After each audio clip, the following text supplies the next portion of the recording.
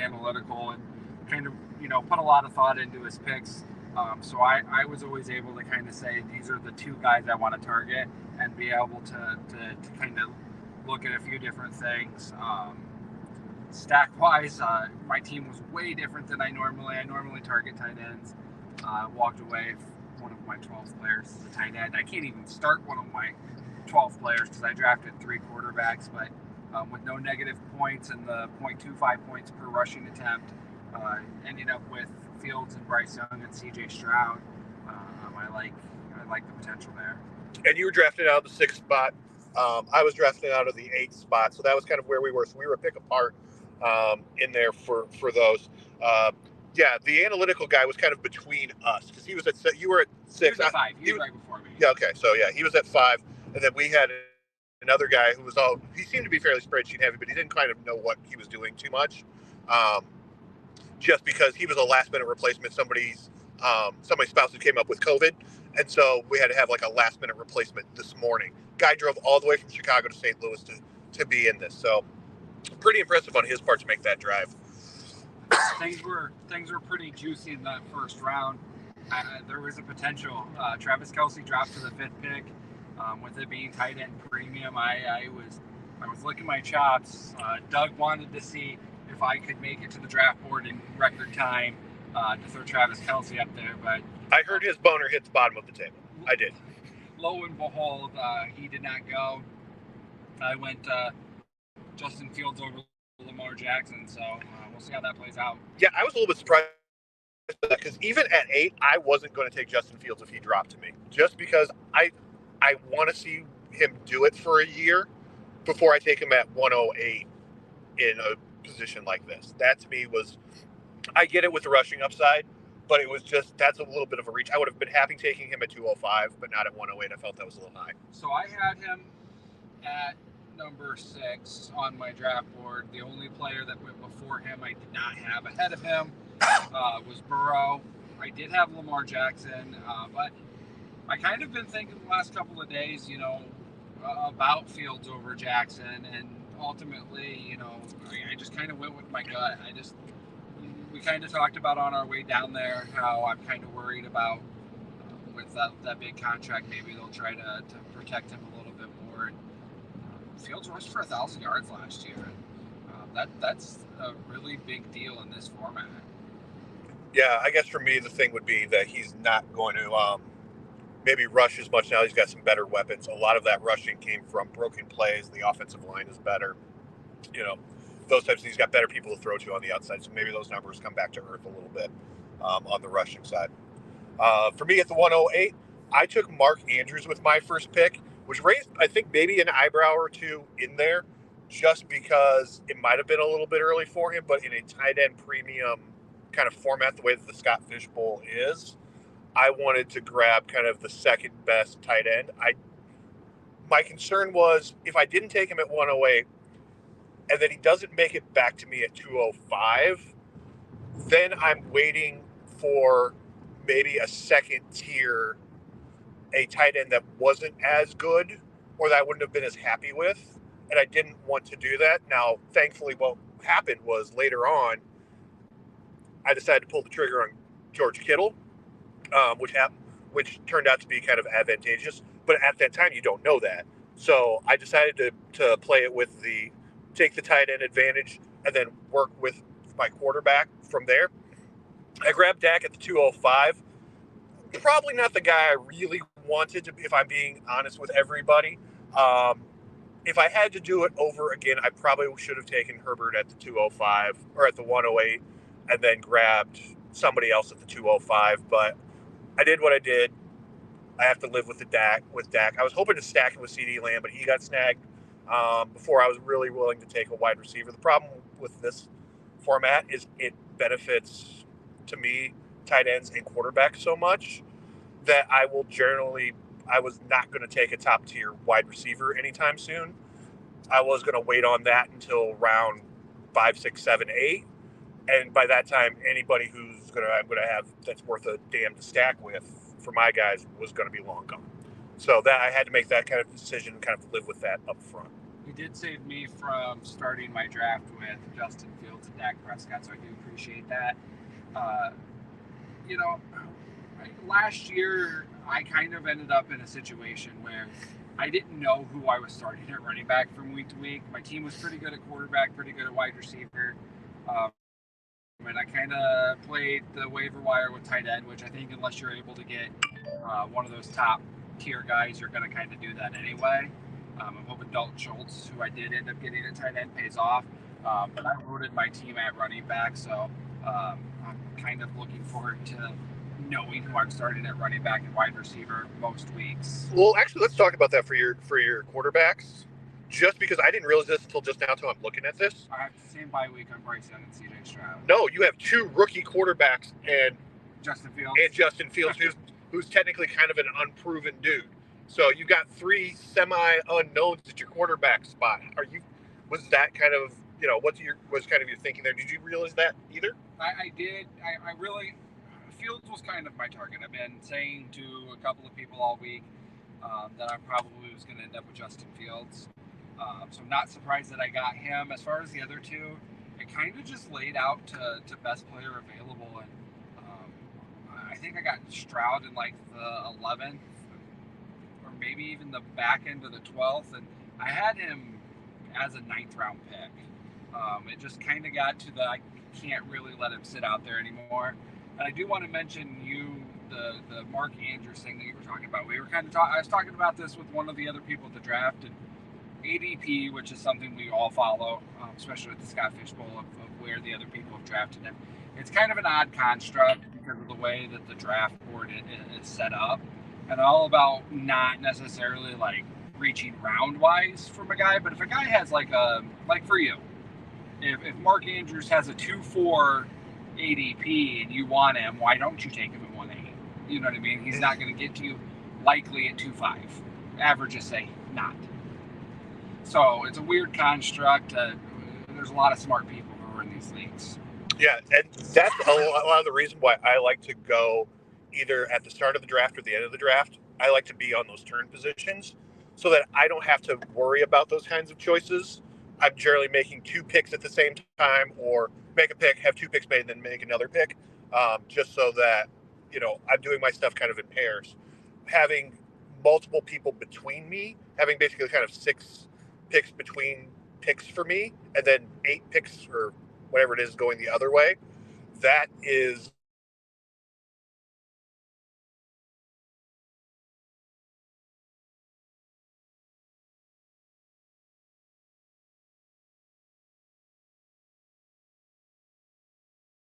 or was it the 3rd round? Yeah, it was the 3rd round. I grabbed Tua on the board. I think was I the first person to take 2 quarterbacks?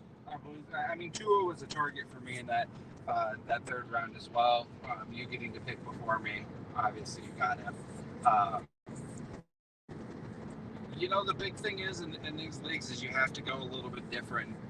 You starting tight end, quarterback, especially with 2 quarterbacks that are a little bit more mobile as well, could pay off well for you. Yeah, that was kind of my hope was I could kind of, maybe a couple extra points in there. I think that in the 4th round is when I landed Kittle. Felt really good about that. I wasn't really kind of planning to go kind of double tight end. I had seen some of the other mocks in the 108 drafts, in the 108 Twitter discussion, where people had kind of done that, but they generally went kind of what they were calling bully tight end, where they would go double tight end on their first 2 picks. So they would take like Andrews at 108, then Hawk at like 205. I didn't really want to do that. But Kittle sitting there in the 4th round, I was like, I can't kind of turn that down. I wanted really kind of that piece. There was a big enough bump with him that I felt like that was a good roll. Even if he's hurt for a couple of weeks this season, which he generally tends to be, I like that dice roll there for him. I followed that up with Deebo as my first wide receiver off the board, just because Deebo provides all that flexibility.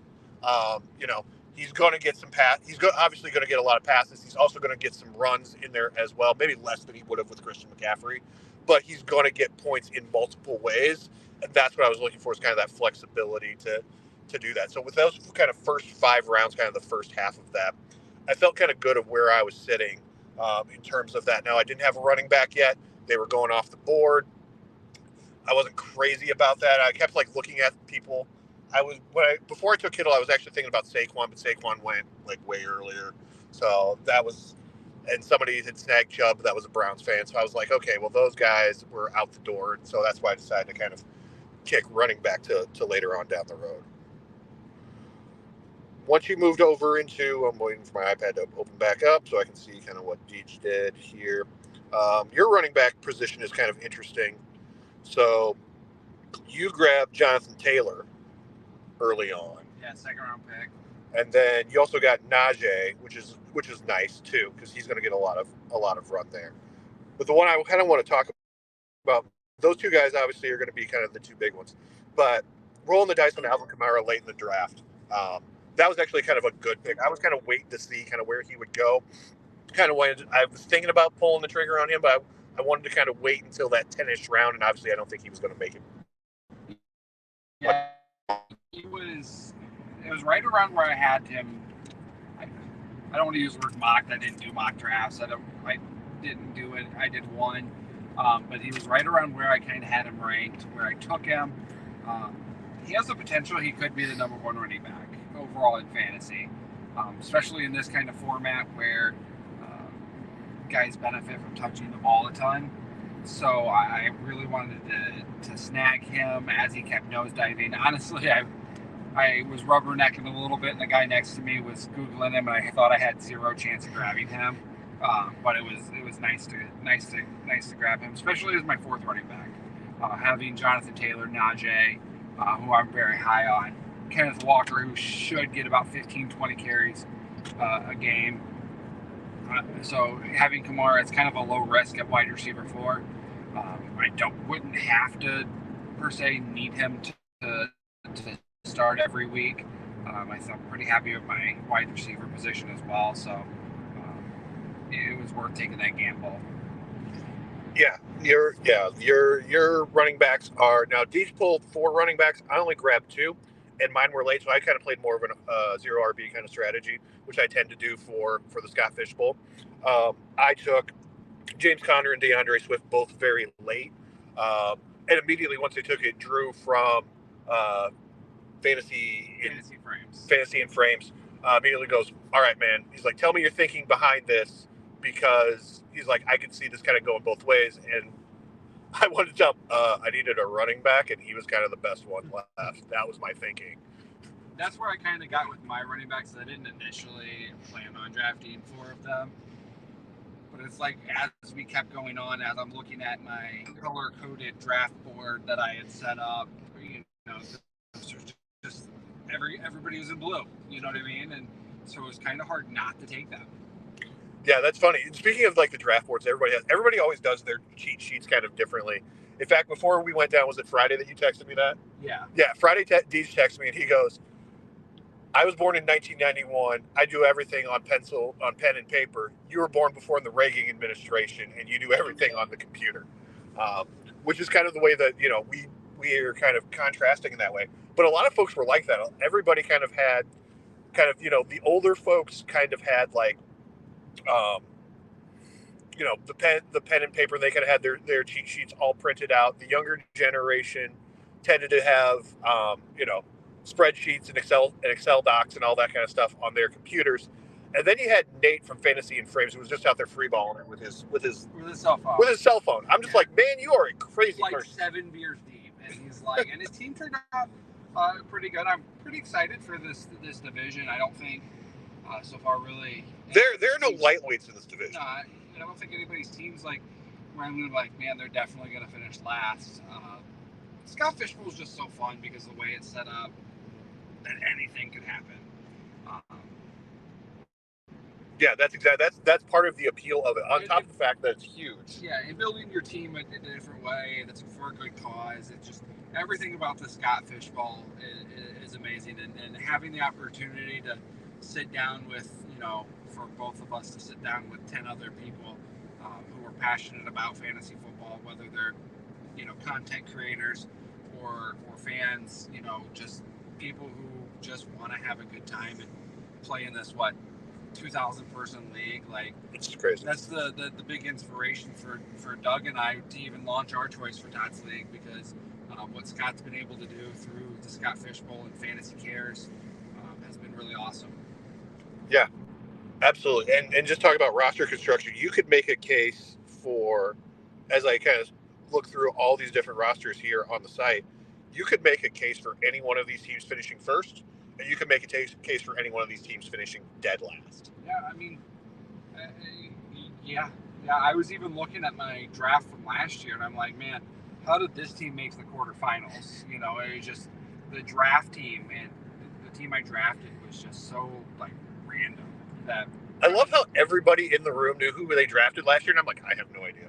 I don't know where I finished. Josh Allen. Oh, that's right. I was like, I have no idea where I finished. I know I made the playoffs. I have no idea who was on my team. Yeah. Shit happened. You know, the big thing with this league too is yeah, the draft is fun. The draft matters, but it's really going to be whoever grabs the right guys on the waiver wire too. That's what, yeah, and that's what Scott's always said, is that first weekend of waivers, it's going to be whoever pops off in that first week, whoever wins that waiver wire battle where you drop that whole $100 on the running back that pops up out of nowhere, that's going to be the guy that wins your league. So that's kind of the strategy with that thing in there. All right, circling back to our teams. I know nobody cares about your fantasy team, but we're going to talk about them anyway because, like I said, we're stuck in the car. For wide receivers, DJ landed with Amari Cooper, DJ Moore, George Pickens, and Amon-Ra St. Brown. Yes, Deej took 2 Bears and no Chiefs. I took 1 Bear, and 2 49ers who I hate. So, yeah, like, all's fair in love and Scott Fishbowl, which should be like the secondary catchphrase in here. So, yeah, so those are Deej's wide receivers. Then mine ended up, and like I said, I kicked those pretty late, or I tried to anyway. I ended up with Debo, Chris Godwin, Brandon Cooks, and then Zay Jones was my last pick right before we took off. And that was honestly a dart throw because now once you get in that 10th round range, everything's kind of just garbage. And I don't really care who I pick at this point. So, yeah, it's kind of a get your guys type of deal. Everybody's kind of a dart throw as you end up 140 players deep. So it's kind of like get the guys you think could blow up. The guy we were talking about who drove from Chicago, he ended up with Kadarius Toney, who could either score 0 points or score 1 billion points this year. So it's all about getting the guys you think that could blow up. That's why I'm happy to like Alvin Kamara and CJ Stroud that late, because you know they're a low risk, high reward type of deal. Yeah, there was one guy who took Dalvin Cook even before he landed on a team as his RB1. Which was crazy. And then Kirsten, who was drafting with us, she grabbed Michael Thomas, which I was like, that will be my last round pick. Well, my last round before my kicker pick, just because I'm like, he's that guy that if you hit him, if he comes back and is Michael Thomas, you're going far. But if you get what you got in the last 2 years, you know, you need to kind of mitigate those chances with that. So you want to make sure that you're drafting him smart, but 10th round and later, like Deej said, you're looking for dart throws. And I have no problem with that. Let's not forget how good the food was. Yes. Pappy's, they brought in Pappy's Smokehouse. Ours was the Pappy Smokehouse division. They brought in Pappy's for us from St. Louis. Amazing barbecue. Deej and I both be big barbecue guys. Excuse me. So, yeah. We had ribs. We had pulled pork. We had, I think that was turkey I had. Yeah. Mac and cheese, mashed potatoes and gravy, cornbread. Like, we had all the fixings. It was amazing. Did you have the gravy? Oh, yeah, I had the gravy. I'm not a gravy guy, but the mashed potatoes were fire. Yes. I even went back and stole a couple of chips of the dip that everybody was talking about. Was it good? It was good. I didn't make it back for that because I just knew that having to drive, I was not looking forward to driving on a full stomach. So I meanwhile, I probably ate like a rack of ribs though. Yeah, well, I drank probably almost the entire 2 liter of Coke by myself after having the jumbo Coke on the way down there. I probably wore out their water fountain. Yeah, so. Outside of that, last category, obviously we'll talk about tight ends. Like I said, I managed Andrews, Kittle, and I actually landed Cole Kmet as well. That's because Deej, I was actually going to grab Dalton Schultz until Deej grabbed him from me a couple of picks before I went. And I went, shit. And then I looked on the ranks. I'm like, oh, there's Cole Kmet. Well, that works out. So I grabbed Cole Kmet for my third tight end, and I was kind of happy with that. So to have three kind of quality tight ends in a Scott Fish Bowl, the tight end premium setting, I'm very happy with those guys that are going to get a lot of use and a lot of production with those. Tight end got away from me. Yeah, I was going to say Schultz in Houston, I guess he's the main target now. CJ got two stacks: CJ Stroud and Dalton Schultz and Justin Fields and DJ Moore. Okay. One of those definitely I prefer to the other. I'll let you guess which ones. Yeah, those are. If you've ever played in a fantasy football league with me, you know that I love my tight ends. And last year I took Pitts with it's kind of opposite of what happened last year. I had no running backs and Kyle Pitts at the 211. Now I have 4 running backs and Dalton Schultz. So we'll see what happens. I mean, again, it's all about roster construction and doing things that other people aren't doing. So we'll see what happens. Yeah, like DJ said, a lot of this is kind of a dice roll. You take your whack at it and see kind of the way it works and what does work and what doesn't work. 10 or 11 rounds left too. Yeah. So you try and hit the guys who are going to blow up for a week in there. But yeah, you're hoping that core 10 that we've drafted today, or 12 or whatever it was. You hope that those guys stay healthy all year. They're going to be the ones leading you, and then you're just kind of plugging in the holes on the bye week gauntlet. We might have finished the draft today, but Doug and I have a 4-hour drive home. Definitely the furthest travel of anybody that was there. But, no, the Chicago guy came further. Yeah, but he's staying right down there. Oh, that's true. Also want to give a shout out to Fat Dad Designs for getting us these shirts. Doug, we got some stickers that we were able to pass out to some guys, so they're going to know. Oh yeah, we got our awesome I Drafted stickers from Trophy Smack. Overall, it's just a really fun experience. We hope to someday bring a Scott Fish Bowl draft to the Quad Cities. I think that would be a lot of fun. I think that, like Doug was saying when we were on our way down, we're kind of a central hub for a lot of places. So hopefully we can do that someday. Yeah, we didn't win any of the raffle prizes because I'm unlucky and DJ's worthless. But they had some great raffle prizes as well. They gave away. You had your choice of an Xbox or a PlayStation. You only got to win one of those, and then the other one got sent back to be auctioned off.